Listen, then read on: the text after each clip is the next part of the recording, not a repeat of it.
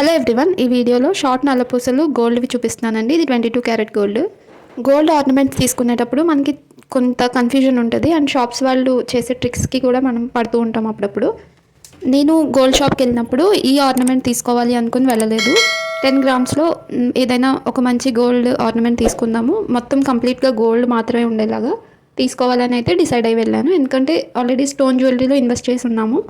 Stone jewellery ఏంటంటే మనకి పర్మనెంట్గా ఇంకా మన దగ్గరే ఉంచుకుంటాం, ఇంకా ఫ్యూచర్లో కూడా మనం చేంజ్ చేయం ఇది అనుకున్న వాళ్ళు మాత్రమే స్టోన్ జ్యువెలరీ ప్రిఫర్ చేయండి. ఎందుకంటే దానికి అంత వాల్యూ ఉండదు. స్టోన్ వాల్యూ తీసేసే మనకి అందులో ఇంకా రిమైనింగ్ ఎంత గోల్డ్ ఉందో దానికి మాత్రమే వాల్యూ అనేది ఉంటుంది.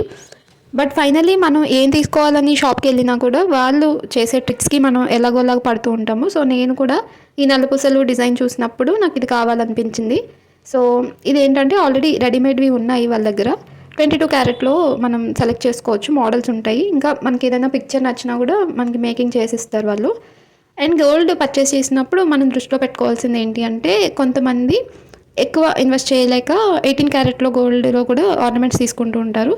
కానీ 18 క్యారెట్ ప్రిఫర్ చేయకండి, ఎందుకంటే దానికి అంత వాల్యూ రాదు. ఎప్పుడు కూడా మనం గోల్డ్ తీసుకున్నప్పుడు 916 22 క్యారెట్ గోల్డ్ మాత్రమే ప్రిఫర్ చేయాలి. 24 క్యారెట్ అని చాలామంది కన్ఫ్యూజ్ అవుతూ ఉంటారు. 24 ఏంటంటే మనకి బిస్కెట్ ఉంటుందండి, గోల్డ్ ఒక ముద్దలాగా ఉంటుంది అంతే. మనకి అది ఆర్నమెంట్ అవ్వాలి అంటే అది 22లోకి చేంజ్ చేస్తారు. రాగి లాంటి లోహంతో 24 క్యారెట్ బిస్కెట్ మనకి మోల్డ్ చేస్తేనే వాళ్ళకి 22 క్యారెట్లోకి అది చేంజ్ అయ్యి ఇలా మనకి కావాల్సిన డిజైన్ అనేది చేయడానికి అవుతుంది.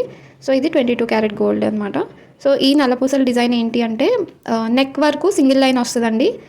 కాలర్ బోన్ నుంచి ఇంకా షార్ట్ లెంత్ వరకు డబుల్ చైన్ వస్తుంది. ఇది నేను స్టోన్ జ్యువెలరీ తీసుకోకూడదని వెళ్ళాను, కానీ ఇంకా ఇంత అట్రాక్టివ్గా ఉండేసరికి తీసుకున్నాను.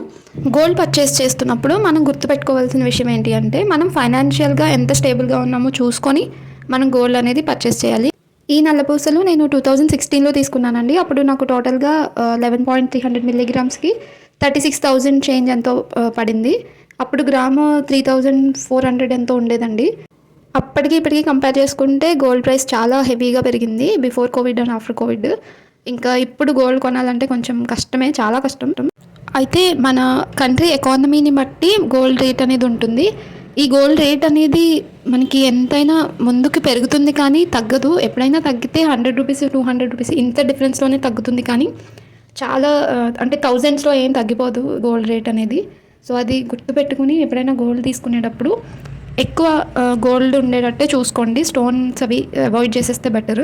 అండ్ గోల్డ్ అనేది ఎప్పుడు కూడా మనకి ఒక అసెట్ లాగా ఉండాలి. అంటే మిడిల్ క్లాస్ వాళ్ళకి మెయిన్గా ఏంటంటే మనకేమీ ఆస్తులు ఉండవు, అలానే ప్రాపర్టీస్ ల్యాండ్స్ ఇవన్నీ ఏమి ఉండవు కదా.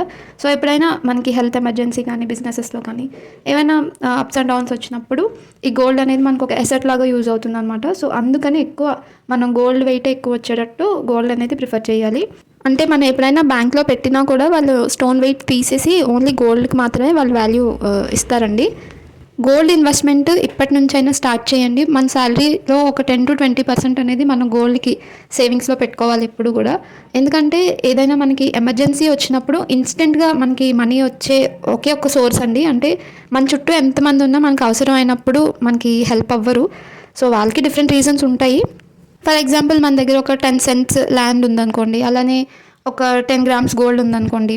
సో మనకి ఏదో ఇన్స్టెంట్గా ఒక 20,000 50,000 అలా కావాల్సి వచ్చినప్పుడు మనం ప్రతిసారి ల్యాండ్ అయితే మనం తీసి అమ్మి డబ్బులు తెచ్చుకోలేము, కానీ గోల్డ్ అయితే అలా కాదు. మనం ఒకసారి బ్యాంక్లో ఎక్కడైనా పెట్టి డబ్బులు తెచ్చుకున్న 1 yearకి మళ్ళీ అది మనం కట్టేసి మన గోల్డ్ మనం వెనక్కి తెచ్చేసుకోవచ్చు. సో ఇలాంటి చిన్న చిన్న వాటికి గోల్డ్ అనేది మనకి చాలా బాగా యూజ్ అవుతుంది.